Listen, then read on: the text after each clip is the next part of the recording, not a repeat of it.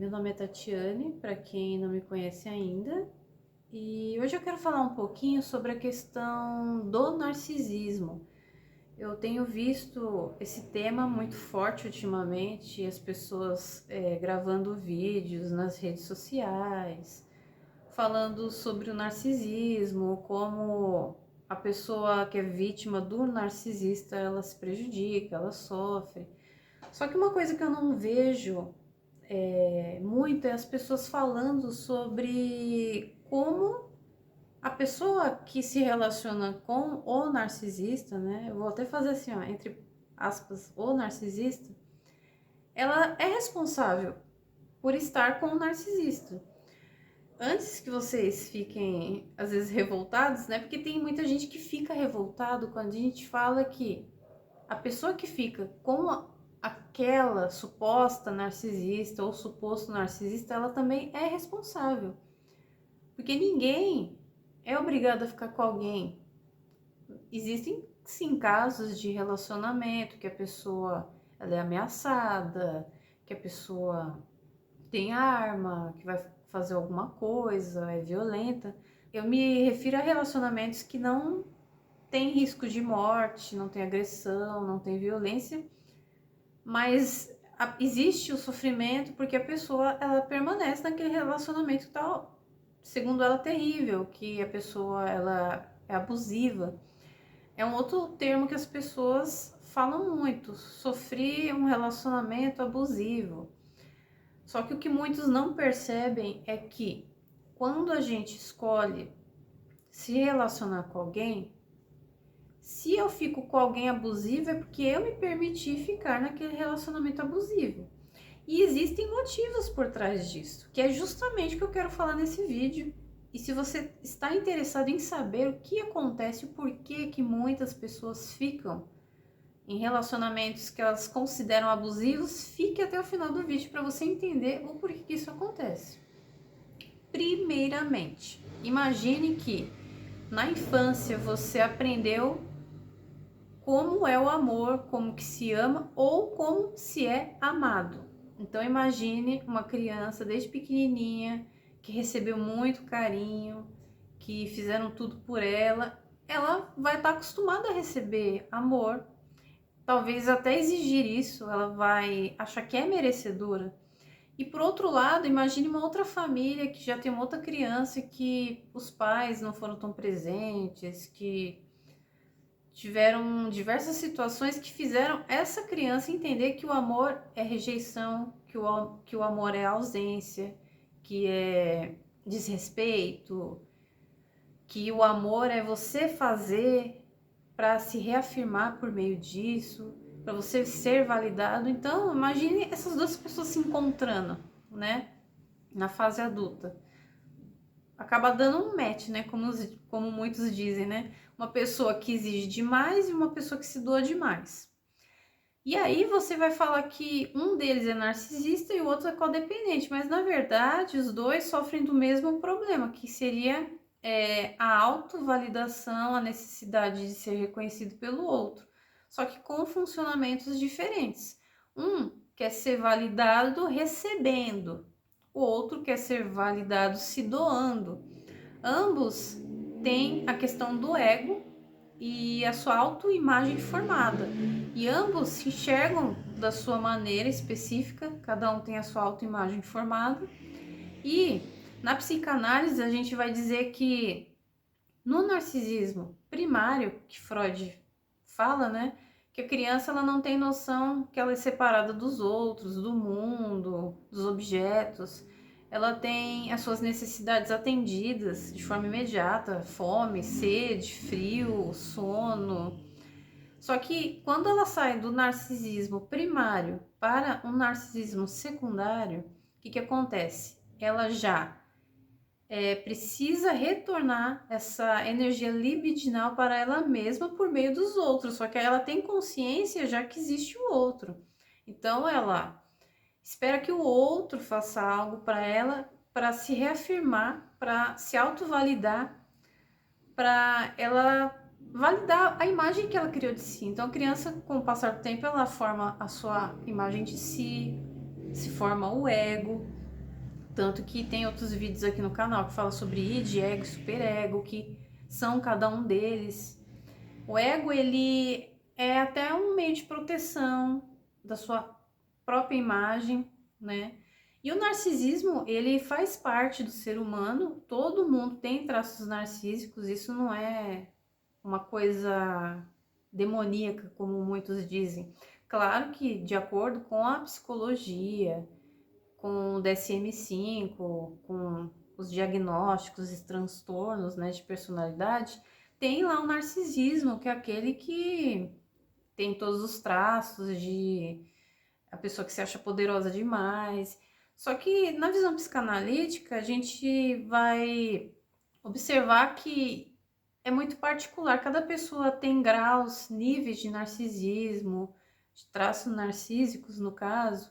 Cada um lida com esses traços da sua maneira.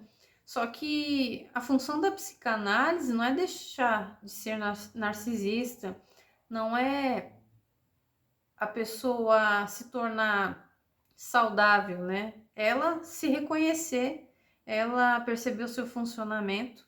Porque o que é saudável, né? E o que é não saudável? Então é muito particular, são pontos de vista, né? Cada um tem o seu ponto de vista e cada um sabe o que é melhor para si mesmo. Por isso que eu digo que quando uma pessoa se relaciona com uma pessoa que ela diz ser narcisista, ela está escolhendo aquela relação de forma inconsciente muitas vezes. Ela está tentando, às vezes, restaurar uma coisa que ela não teve no passado, ela está tentando reivindicar um direito de forma inconsciente ou ser aceita. Então ela é como se ela quisesse usar o outro para conseguir uma coisa que ela sente que perdeu lá na infância, que ela não conseguiu. Só que justamente sem perceber, a pessoa ela sente que está sendo amada, não sendo amada muitas vezes. Então, essa coisa que muitos dizem por aí de ser a vítima, na verdade, a pessoa escolheu ser a vítima de forma inconsciente, tá? Isso é uma coisa inconsciente. A pessoa não tem noção de que ela está reproduzindo um comportamento inconsciente. Ela faz automaticamente. Por isso que a pessoa, ela precisa às vezes fazer análise. Porque ela faz coisas que ela não percebe. Tá tão automático. É igual você sair todos os dias de casa e trancar a porta. E aí você, será que eu tranquei a porta mesmo? Será que eu desliguei o gás? Aí quando tá tão automático que você nem percebe que tá fazendo, isso acontece com os relacionamentos. A pessoa, ela tá tão acostumada com aquele padrão, com aquilo, que ela faz e nem vê que fez. E aí ela sofre, tem gente que nem percebe que tá sofrendo também. Só que quando chega num ponto que o sofrimento se torna exagerado, às vezes a pessoa vai parar assim para pensar, o que tá acontecendo aqui? Minha vida é sempre assim. E é justamente nesse momento que pode ser que, né, dê uma virada de chave, a pessoa perceba que se ela tem o mesmo resultado é porque o comportamento sempre é o mesmo. Ou é sempre o mesmo tipo de pessoa que ela se relaciona. E se é sempre o mesmo tipo de pessoa que ela se relaciona, alguma coisa está errada. E vai estar errada na outra pessoa ou na própria escolha dela. Então, resultados iguais é porque você faz a mesma coisa sempre, né? Porque eu diria que se você fizer uma coisa diferente, talvez o resultado seja diferente. Só que nem sempre todo mundo está preparado também para viver algo diferente. Eu já vi casos de pessoa que ficou anos em um relacionamento que ela considerava abusivo, tóxico, com um narcisista, com uma pessoa fria, que tratava mal. E aí essa pessoa, ela teve a oportunidade de se relacionar com uma pessoa diferente, com uma pessoa que fazia tudo para ela, com uma pessoa que cuidava dela. E sabe o que aconteceu? Ela mesma terminou o relacionamento. Por quê? Às vezes a pessoa enxerga amor na ausência, no sofrimento, na rejeição, na distância. Sem contar que existem outras teorias psicanalíticas, no caso Lacan, que ele vai falar sobre a falta, sobre o desejo. O ser humano, ele é impulsionado, ele é movido pela falta. E é justamente isso que faz ele correr atrás, né, de algo que ele acredita que vá completar ele de alguma forma, que vá trazer felicidade, satisfação. E quando ele encontra, às vezes ele não consegue bancar esse desejo, né? Porque existe uma grande diferença entre desejo e bancar o desejo. Às vezes as pessoas só querem desejar, mas não quer bancar o desejo. Porque realizar o desejo é não desejar mais e não se torna mais falta. Quando eu conquisto uma coisa, ela deixa de ser falta e às vezes eu quero que me falte de novo para voltar a desejar aquilo. Então, bancar o desejo não é tão fácil assim, né? E aí o que acontece no relacionamento? Nesse caso que eu tava relatando. Aí a pessoa terminou o relacionamento porque ela quer ficar na falta, ela quer continuar desejando. E provavelmente ela quer continuar naquela ilusão de que o amor é aquilo que ela teve lá na infância, algo distante, algo tóxico, algo inalcançável. E se a pessoa não perceber que ela faz isso de forma inconsciente, se ela não fizer análise, ela vai continuar vivendo a vida assim. Quando ela se relacionar com alguém ruim, ela vai falar que, porque a pessoa me trata mal, eu sou vítima do narcisista, eu sou uma pessoa que foi abusada.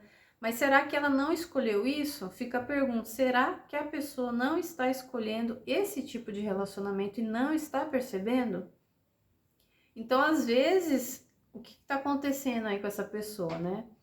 Ela simplesmente quer resgatar alguma coisa lá da infância, só que resgatar não é viver a mesma coisa. Resgatar, de verdade, é você se permitir ter aquilo. E para ter, você vai ter que ficar com uma pessoa diferente daquilo que lhe é familiar lá da infância. Só que isso causa muito medo nas pessoas. Por isso que é tão difícil mudar da hora para outra, né? Escolher uma pessoa saudável, né? Segundo o ponto de vista de cada um. Porque se eu viver realmente aquilo que eu desejo, eu não sei onde isso vai dar, o que, que vai acontecer, como que vai ser se relacionar com uma pessoa saudável. Então dá medo. Às vezes a pessoa acha que nem merece, que é um outro fator também que acontece, né? Às vezes a pessoa pega uma situação totalmente diferente da qual ela está habituada, que ela fala, caramba, o que, que eu faço com isso? O que, que eu faço com uma pessoa que me trata bem? O que, que eu faço com uma pessoa que cuida de mim? E aí ela se sente até ameaçada com tudo isso, e a tendência é ela talvez começar a tratar aquela pessoa ruim, de forma ruim. Quando a outra pessoa não está acostumada com isso, às vezes é ela que vai começar a tratar a outra pessoa de qualquer jeito, porque é como se ela quisesse afastar aquilo ali que ela nunca teve na vida dela. Então, às vezes, o que, que vai acontecer? A pessoa ela foi maltratada, viveu um relacionamento muitos anos com maus tratos, encontra uma pessoa que trata ela bem, aí ela começa a tratar mal essa pessoa. Só que também é de forma inconsciente. Por quê? É como se ela quisesse afastar aquilo que ela tá sentindo que é perigoso para ela. Ela não tá acostumada com aquilo. Eu não sei se vocês estão conseguindo entender muito bem a dinâmica, mas é como se a pessoa quisesse voltar novamente para aquele padrão de relacionamento anterior. E a análise, eu costumo dizer que a análise pessoal, ela serve para que você tenha a capacidade de perceber a sua dinâmica, o seu comportamento. Eu costumo dizer que a análise não é para pegar ninguém na marra e transformá-la em outra coisa, em outra pessoa, ou fazer ela mudar de comportamento. Costumo dizer que a análise serve para você tomar consciência do seu padrão de comportamento. Então, tem gente que vai fazer a análise, vai perceber o padrão de comportamento, vai se sentir responsável e vai perceber que ela é responsável por aquilo que ela escolhe. Inclusive, se vai escolher continuar sendo daquela forma. Então, a análise serve para você tomar consciência do que você faz e do quão você é responsável por si mesmo. E isso faz a dinâmica nos relacionamentos mudarem muitas vezes. Tem quem vai querer continuar da mesma forma e tem quem vai falar, não, eu vou me permitir viver uma outra coisa, mesmo que isso me cause medo, mesmo que isso me assuste e mesmo que eu não saiba o resultado ou o desfecho da história. Então, antes de jogar a culpa na outra pessoa, falar que ela é narcisista, lembre, se precisar, volta para o início desse vídeo de novo e ouça novamente sobre narcisismo primário, secundário e ego. E você vai entender que a gente só é refém da gente mesmo. A gente usa as pessoas de espelho. Então, para eu reafirmar minha imagem, muitas vezes, para eu me sentir bem comigo, eu preciso usar outra pessoa. Seja exigindo demais ou se doando demais. Ambos querem reafirmar a autoimagem. Espero que vocês tenham gostado do vídeo. Se ficou alguma dúvida, vocês podem deixar aqui nos comentários. Se vocês concordarem ou discordarem também, não tem problema. Eu costumo dizer que aqui é a forma como eu interpreto. Cada um vai ter a sua forma de explicar sobre narcisismo primário, secundário, ego, teoria freudiana, lacaniana. Essa é a forma como eu encontrei para explicar para vocês. Aceito também comentários a respeito desse vídeo com outras palavras, com outras formas de explicar esse tema, porque aqui não é verdade absoluta, tá? Aqui é a forma como eu encontrei para transmitir para vocês sobre esse tema. Então, qualquer coisa vocês podem deixar aqui nos comentários. Quem tiver interesse em fazer análise, supervisão, pode também entrar em contato pelo número de WhatsApp que eu vou deixar aqui na descrição do vídeo. Eu espero que vocês tenham gostado e até o próximo vídeo.